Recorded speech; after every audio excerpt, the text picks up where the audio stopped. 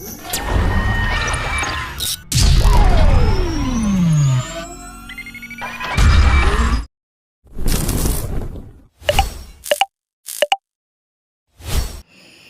سوچیں نا اس مسئلے کو بھائی، کہ اس بات پر حیرت ہی کیا ہے، کیا عجب کرنا ہے۔ چاند پر قدم رکھ لینے سے اور پھر اس کے بعد وہاں سے پلٹ آنے سے آج کی اس صدی میں کون سا کمال ہے۔ ہاں، یہ فخر کی بات ہے کہ الحمدللہ ثم الحمدللہ پوری دنیا میں یہ چندریان 3 کا جو مشن ہے وہ ہمارے ملک کی طرف سے جو ہے پورے سماج میں، پورے سوسائٹی میں اور پورے دنیا بھر والے لوگوں میں، تمام ملکوں میں ہمارے ملک والوں نے اس کام کو انجام دیا۔ مگر یہ اس بات سے صرف ایک ریلیجس کو، ہمارے مذہب کو ٹارگٹ انٹروگیٹ کرنا، یہ کہاں کی ناانصافی اور ناانصافی کا جو ہے پیمانہ ہو سکتا ہے۔ آپ دیکھیں، اور جب چاند پر پہلے قدم رکھنے کے لیے روس و امریکہ ایک دوسرے پر سبقت لینے جا رہے تھے اور اسی کے جو ہے جد و جہد کر رہے تھے، کسی نے کہا روس والوں کی طرف کہ وہ گئے، کسی نے کہا امریکہ والوں کی طرف کہ وہ گئے۔ اب یہی جد و جہد کر رہے تھے تو چاند کو خدائی درجہ دینے اور اس کی عبادت و بندگی کرنے والوں کے ساتھ ساتھ بعض مفتیان اکرام بھی اس روس و امریکہ کے جنون و بکواس کر رہے تھے، ایسی بکواسیں کر رہے تھے۔ ان کا استدلال یہ تھا کہ چاند آسمان کے اندر ہے اور آسمان تک کسی غیر مسلم کا پہنچنا محال شریعہ ہے، اس لیے روس و امریکہ کے چاند پر پہنچنے میں کامیاب ہو جانے کا خیال اسلامی اصول کے خلاف ہے۔ اس طریقے کی باتیں ہو رہی تھی اور بیشتر علماء اکرام اپنے اپنے جو ہے معاملات، اپنے اپنے جو ہے کیا بولتے ہیں فقہ کے جو ہے مسائل کو بھی دیکھ رہے تھے اور پھر اسی کی جو ہے کیفیت سے دو چار خاموش تھے۔ لیکن جب یہی بات مفتی اعظم ہند تک کے پہنچی، مچل کے بولے ذرا سبحان اللہ، یہ وہ گھر ہے، یہ وہ گھرانہ ہے۔ ہر میدان میں آپ دیکھیں گے اعلیٰ حضرت اور اعلیٰ حضرت کے خاندان والے نظر آئیں گے۔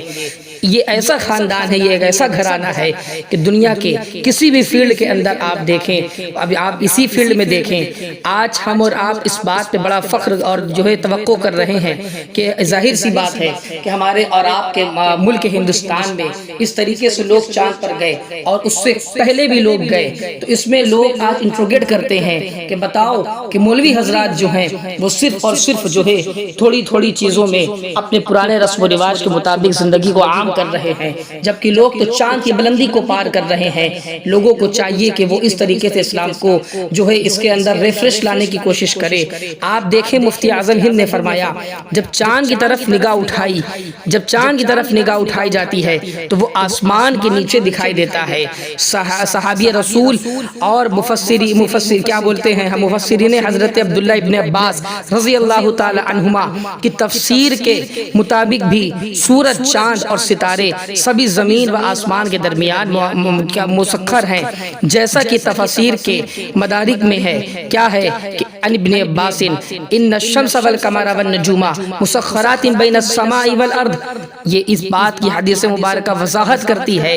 الغرض یہ اس بات کی طرف اشارہ کرتی ہے کہ یہ دونوں روایت اس بات پر متفق ہیں کہ چاند آسمان کے نیچے ہے، اور جب آسمان کے نیچے ہے تو چاند پر پہنچنے سے آسمان پر پہنچنا کہاں لازم آتا ہے کہ چاند پر پہنچنا محال شرعی ہو جائے۔ ہمارے نزدیک انسان کا چاند تک پہنچنا ممکن ہے، اور اگر کسی مشینری کے ذریعے انسان چاند تک پہنچ جائے تو اس سے اسلام کا کوئی اصول مجروح نہیں ہوگا۔ اور اسی زمانے میں جب کہ امریکہ والوں کا چاند پر چلے جانا اور پھر وہاں سے واپس آنا جانے کا یہ جو چرچا تھا، ایک روز حضرت علامہ قاضی شمس الدین صاحب جو ہے جون پوری تھے، اور حضرات علامہ سید غلام جیلانی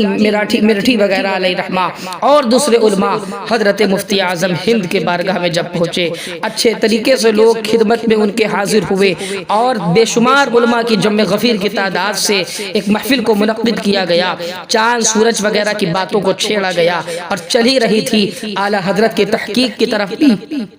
ان لوگوں نے اپنے علم کی ان لوگوں نے اپنے جو ہے باتوں کو رکھا، اور انہی حضرت نے فرمایا کہ زمین و آسمان دونوں ساکن ہیں اور چاند و سورج چلتے ہیں۔ اس پر علامہ میرٹھی صاحب نے فرمایا کہ قرآن مجید میں ہے وَالشَّمْسُ تَجْرِي لِمُسْتَقَرٍ لَهَا، یعنی سورج اپنے مستقر میں چل رہا ہے، اور تجری سے معلوم یہ ہوتا ہے کہ ایک جگہ ٹھہرا ہوا ہے تو چلتے رہنا، اور ایک جو ہے ایک طرف میں ایک کرگارہ میں ٹھہرے رہنا، یہ دونوں باتیں کیسے صحیح ہوں گی؟ اس پر حضرت نے جواب یہ دیا کہ حضرت آدم علیہ السلام اور حضرت حوا رضی اللہ تعالی عنہ کو فرمایا گیا وَلَكُمْ فِي الْأَرْضِ مُسْتَقَرٌ، تو کیا وہ زمین کے ایک حصے پر ٹھہرے رہتے تھے، چلتے نہیں تھے؟ آپ نے مستقر میں رہنے کا مطلب یہ ہے، آپ دیکھیں انہوں نے کس طریقے سے سمجھایا، مستقر میں رہنے کا مطلب یہ ہے کہ اپنی جائے رفتار سے، اپنی منزل سے بہتر، اپنے منزل سے باہر نہیں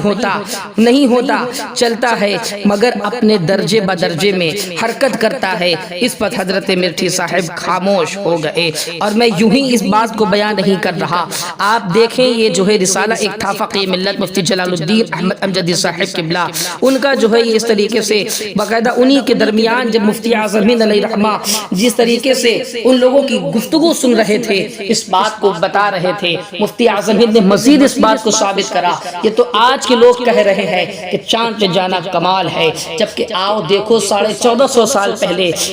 ایک عام وقتوں میں جو ہے پیارے مصطفیٰ کریم صلی اللہ علیہ وسلم معراج شریف کے موقع پہ گئے اور واپس آئے، تو یہ لہذا یہ کمال ہے۔ اور یہاں پر بات لوگ کرتے 41 دن راکٹ گیا، اور یہاں تو سرکار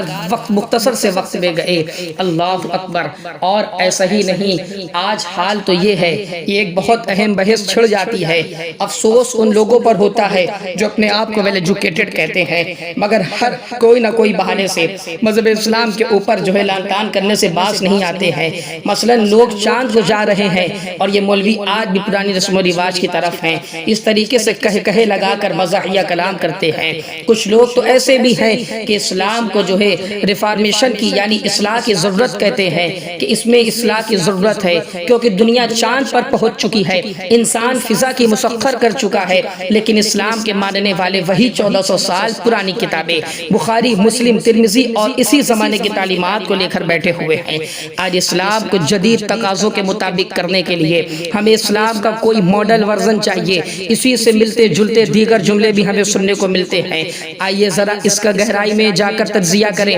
عرض یہ ہے کہ جملہ تو بڑا مشہور ہے اور اکثر لوگوں نے سنا ہی ہوتا ہے کہ دنیا تو چاند پر چلی گئی ہے، لیکن بات یہ ہے کہ بھائی صاحب آپ بھی چلے جائیں، آپ کو چاند پر جانے سے کس نے منع کیا ہے؟ دین نے تو منع نہیں کیا، ہاں فضول وقت ضائع کرنے کے لیے ضرور منع کیا گیا ہے۔ اگر آپ فضول وقت کرنے کے لیے جا رہے ہیں تو بلا شبہ وہ بالکل ناجائز ہوگا۔ لوگ چاند پر چلے گئے یا مشینوں کو مریخ پر بھیج دیا، بہت سے دوسرے کام کر لیے، تو اس کا دین کی پرانی تعلیمات سے کیا تعلق ہے پیارے؟ ہر کوئی اپنی جو ہے فیلڈ میں کام کرتا ہے۔ چاند پر جانا، مریخ پر گاڑی بھیجنا اور سائنسدانوں کا کام ہے، انہوں نے کر دیا۔ اب اسے دین کی تعلیمات کے خلاف استعمال کرنے کا کیا تک بنتا ہے؟ اگر اس جملے کو ایسے ہی سوچے سمجھے بغیر بے موقع استعمال کرنا ہے تو آئیے ہم آپ کو کچھ اور مواقع بھی بتا دیتے ہیں۔ ایک موقع تو یہ بھی ہے کہ صحافی خبریں جمع کرتے اور صحافی خبروں کو جمع کرتے ہیں اور پھر اس کو لکھتے ہیں، تبصرے اور تجزیے کرتے ہیں۔ اب انہیں بھی جا کر کہنا شروع کر دو کہ یار تم عجیب لوگ ہو، دنیا چاند پر پہنچ گئی ہے اور تم ابھی خبریں جمع کر رہے ہو، تمہیں جو ہے قلم لکھنے سے فرصت نہیں ہے، تمہیں کالم بھرنے سے فرصت نہیں ہے، چھوڑو ان کاموں کو اور بس چاند کھیلو۔ یوں ہی جو غریب بے چاہ موچی ہو، جوتے جو ہے گانت کر روزی کماتا ہو، بیوی بچوں کا پیٹ پالتا ہو، اسے بھی جا کر یہ فلسفہ جھاڑنا شروع کر دو کہ بھائی دنیا چاند پر پہنچ گئی ہے اور تم ابھی تم جوتے ہی گانت رہے ہو، چلو تم بھی چاند پر چلو۔ بس یہ نہ ہو کہ وہ بندہ آگے سے کہہ دے کہ جناب ٹھیک ہے میں اپنا روزگار چھوڑتا ہوں، آج مجھے بھی چاند پر لے چلیں، آپ مجھے بھی چاند کی سیر کرائیں۔ اسی طرح جو لوگ اسکول کالجز میں تعلیم و شہریت یعنی ایجوکیشنل اور ایجوکیشن یا سوشل اکنامکس یا جغرافیہ پڑھا رہے ہیں، انہیں بھی جا کر کہنا شروع کر دو کہ جناب یہ تم جغرافیہ والے کیا پڑھا رہے ہو، یہ کون سا سمندر کہاں ہے، کون سا دریا کہاں سے نکلتا ہے، گزرتا ہے اور کیسے ختم ہوتا ہے۔ ان سمندروں دریاؤں نے ان سمندروں اور دریاؤں نے ادھر ہی رہنے دو اور انہیں چھوڑو، دنیا چاند پر پہنچتی ہوئی ہے، اور آؤ تم بھی چلو ہمارے ساتھ چاند پہ چلو، اور تم ابھی دریا پر ہی مرتے ہو۔ شہریت والوں سے کہیں کہ تم ابھی ریاست کی تعریفیں ہی متعین کرنے میں لگے ہوئے ہو، فلاں نے ریاست کی کیا تعریف کی ہے، فلاں نے کیا کی ہے، کن کاموں میں پڑے ہوئے ہو۔ دنیا تو چاند پر پہنچ چکی ہے، بلکہ کچھ آگے اور چلیے مزید، ایک آدمی کو مثلاً شادی ہو رہی ہو اور یہ چاند والے فلاسفر وہاں پہنچ جائے، بھائی کمال ہے، تم شادی کے پرانے چکروں میں کیوں پڑے ہوئے ہو، حالانکہ دنیا چاند پر پہنچ گئی ہے۔ وہ شادی والا پہلے تو آپ کا منہ دیکھنے لگے گا اور پھر پوچھے گا کہ جناب کون سا پاگل پخانے سے مفرور ہیں۔ وہ یہی کہے گا کہ اگر دنیا چاند پر پہنچ گئی ہے تو میں کیا کروں، میری شادی میں کیوں کباب میں ہڈی بن رہے ہو۔ اور دیکھیں اس سے پہلے کی جو باتیں بھی میں نے کی ہیں، یہ باتیں بظاہر مذاق لگی ہیں، لیکن حقیقت یہ ہے کہ صحافی کی خبریں جمع کرنے اور موچی کے جوتے گاٹنے، جغرافیہ دان کے سمندروں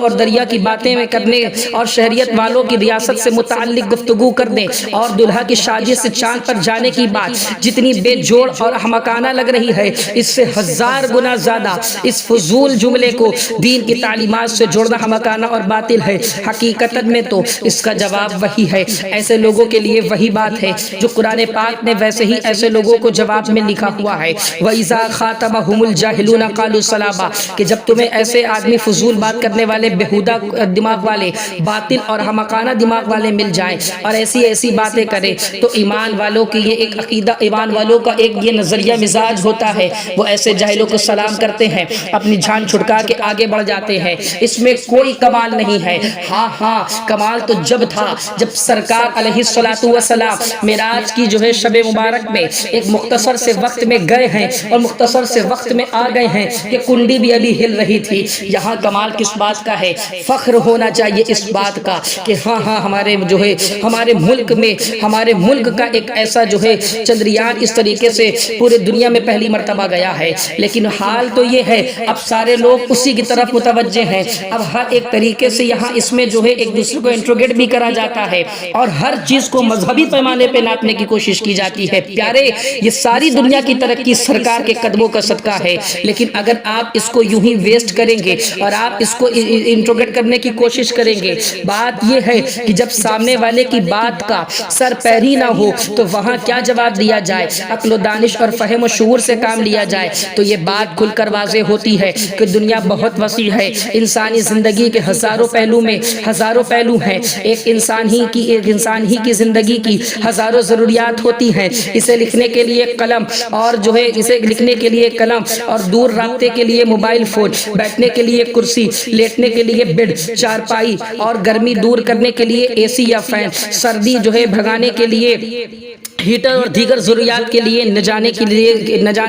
کیا کیا چیزوں کی ضرورت پڑتی ہے۔ یہ سب جسمانی ضروریات ہے کہ نہیں ہے؟ ان کے علاوہ روحانی قلبی سکون کے لیے بہت کچھ چاہیے، مثلا خاندان اور معاشرے میں زندگی گزارنی ہے تو اس کے اپنے تقاضے ہیں، اور جو ہے ہر طریقے سے انسانوں پر مشتمل دنیا کے متعلق غور کریں گے تو زندگی کے بے شمار رنگ اور حاجتوں سے واسطہ پڑے گا، اور مختلف لوگوں کو مختلف شعبے اپنا کر کام جو ہے اپنانا ہوگا۔ اب اگر کوئی سائنس کا مارا اور چاند کا وظیفہ کرنے والا ہر جگہ یہی سوال جواب کرتا رہے کہ ساری دنیا چاند پر پہنچی ہوئی ہے اور تم کون سے کاموں میں لگے ہوئے ہو، تو ایسے ہی کو یہی سمجھانا پڑے گا، ایسے کو یہی بتانا پڑے گا کہ جناب ہر بندہ اپنی فیلڈ اور اپنے دائرے کار کا ہی میں کام کرتا ہے، کوئی بھی شخص سارے کام نہیں کر سکتا۔ اسلامی تعلیمات پر چاند پر جانے کی بات بے جوڑ ہے، چاند پر جانا اس کے لیے ریسرچ اور تیاری کرنا دیگر سائنسی ایجادات اور سائنس کا موضوع ہے، اسلام کا موضوع نہیں ہے۔ دین اسلام کا تو موضوع یہ ہے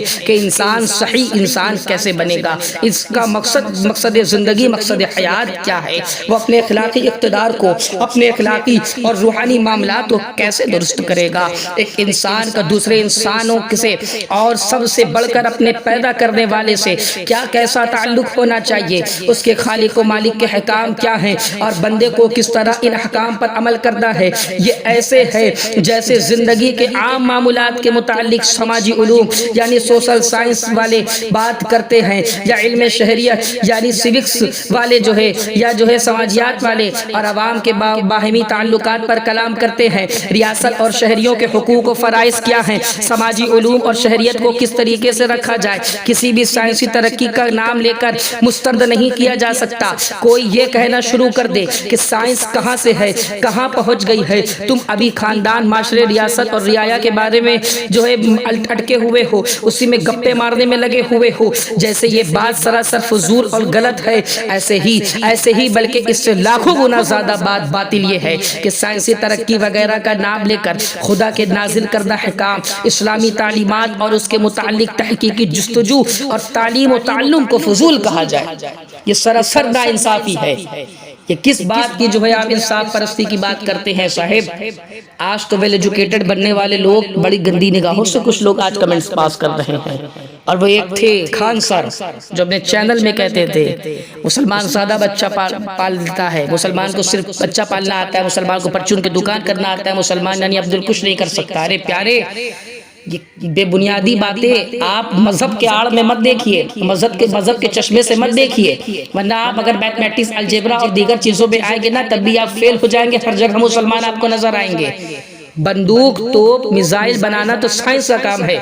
لیکن اس اسلحے کو ظلم کے لیے استعمال نہ کرنا سائنس نہیں بتائے گا بلکہ اسلام بتائے گا۔ کیمرہ بنانا سائنس کا کام ہے، لیکن اس کیمرے سے کسی کی ویڈیو بنا کر بلیک میل کرنا حرام ہے، یہ بتانا اسلام کا کام ہے، سائنس کا نہیں۔ اسی طریقے سے امانت و خیانت، دیانت اور بددیانتی، اخلاق اور بد اخلاقی، عدل اور ظلم، احسان و غضب، محبت و نفرت، دوستی اور دعوت، اور عفو، انتقام، احساس و ذمہ داری، یہ جو کام چوری، شفقت و شدت، سخاوت و بخل، عاجزی، تکبر، صبر و بے صبری، شکر و ناشکری، قناعت و حرص، ضبط نفس و بے لگامی، سعادت و شقاوت، اور بے غرضی اور غرض مندی، خسائل و رذائل، اور اسی طرح سے پیسوں کے معاملات اور اوصاف و عادات اور اخلاق کا بیان سائنس نہیں آپ کو بتائے گا۔ یہ مورل ایجوکیشن جو جس طریقے سے world of the moral education کے نام سے ایتھکس وغیرہ موریلٹی پڑھائے جانے والے چیزیں ہیں، آپ سسٹم آف دا میتھنائزنگ اور مورل آف دا سسٹمیٹائزنگ کی طرف جب آپ آئیں گے، اور مورل آپ جب مورل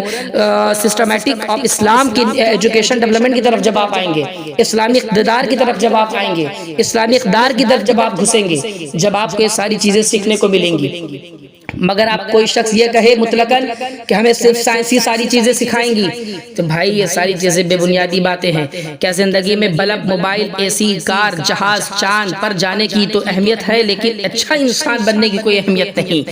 اگر ویسی لبرل یہی سمجھتے ہیں لبرل، تو یہ سمجھ اور ایسی سائنس انہی کو مبارک ہو۔ اگر اچھا انسان بننا بھی زندگی کی بنیادی ضرورت ہے اور یقیناً قطعاً ہے، تو یہ اسلام ہی بتا سکتا ہے، کیونکہ انسان کو اس کے پیدا کرنے والے سے زیادہ کوئی نہیں جانتا۔ اس خالق نے اچھا بندہ بننے کا جو طریقہ بیان کیا ہے اسے اسلام کہتے ہیں، اور اسی کو انسان کو سب سے زیادہ ضرورت ہے۔ آپ ابھی کی یہ بات کرتے ہیں، ہمارے اور آپ کے رب نے 30ویں پارے میں پہلے ہی ارشاد فرمایا والقمر اذا اتسق لترکبن طبقا عن طبق۔ ہمارے اور آپ کے پیارے رب نے یہ پہلے ہی ارشاد فرمایا کہ جب چاند پورے نور کی طرف بڑھ جائے اور انسان اور تم لوگ انسان آگے کی منزل کی طرف اور منزل کی طرف بڑھتے چلے جاؤ گے، لیکن کیا ہے کہ تم لوگ فما لہم لا یؤمنون، کہ اکثر تم پھر بھی ایمان والے نہیں ہوگے۔ تو لہذا یہ منزلوں کو طے کرنا اور موت کی طرف جانا، آخرت کی طرف جانا، نئے نئی چیزوں کا آوشکار کر لینا، منزلوں کو منزل عروج بخش لینا، کامیابی دنیاوی اعتبار سے پا لینا، تم کیا سمجھتے ہو پیارے کہ تمہارے لیے یہ کامیابی ہے؟ کامیابی ہو سکتی ہے محض دنیا کے لیے، مگر اگر تمہیں آخرت کی کامیابی حاصل کرنی کرنی ہے تو قرآن نے بیان کر دیا کہ تم چاند کو تو جا سکتے ہو مگر کامیاب تم جب ہوگے جب تم ایمان والے ہوگے۔ رب خود فرما رہا ہے کہ والقمر اذا اتسق لترکبن طبقا عن طبق فما لهم لا یؤمنون۔ آپ پڑھیں کنز ایمان کی اس کی تفسیر، اور مفتی اعظم ہند نے تو اس کو پہلے ہی ثابت کر دیا تھا، اس میں کوئی بڑی بات نہیں ہے۔ جب اس وقت بھی امریکہ کے لوگ جو ہے گئے تھے 1914 غالباً عیسوی میں، روس یا امریکہ کے لوگ چاند پہ جب پہلے قدم پڑے تھے۔ اب آپ دیکھیں نا، یہ تو ایک بہت بڑا فلسفہ ہے کہ جس کو دنیا انکار کر رہی تھی کہ پیارے آقا صلی اللہ علیہ وآلہ وسلم کیسے چلے گئے اسلام میں، لوگوں نے ریسرچ اس پہ کری، چاند پہ گئے، معراج میں گئے، ساتوں آسمان کو پار کیا، کیسے مختصر سے وقت میں چلے گئے۔ آج وہ دھیرے دھیرے سچ ہو رہی ہے، تو آج جب تمہارے سامنے ہو رہی ہے تو تم ماننے کی بات کر رہے ہو، اور وہ بھی 41 دن، ابھی آنے والے دن اور آئیں گے، نئی ٹیکنالوجی جب آئے گی تو ایک ایک دن میں چاند کی آدمی سیر کر کے آئے، اس میں بھی کوئی بڑی بات نہیں ہے۔ کیوں؟ چونکہ دماغ کو پیدا کرنے والا، عقل کو پیدا کرنے والا وہ خود رب ہے، اور چاند کو پیدا کرنے والا بھی رب ہے، تو اس میں کون سی بڑی بات ہے، کون سے کمال کی بات ہے۔ پیارے مفتی اعظم ہند نے تو اپنے وقت میں پہلے ہی اس بات کو ثابت کر دیا تھا، جبکہ سارے لوگ اس کے خلاف بول رہے تھے۔ ہے ممکن چاند پر جانا، یہ ثابت کر دیا تم نے، تیرے ایک آگے جھکے ہیں، تیرے آگے جھکے ہیں اہل بصیرت مفتی اعظم۔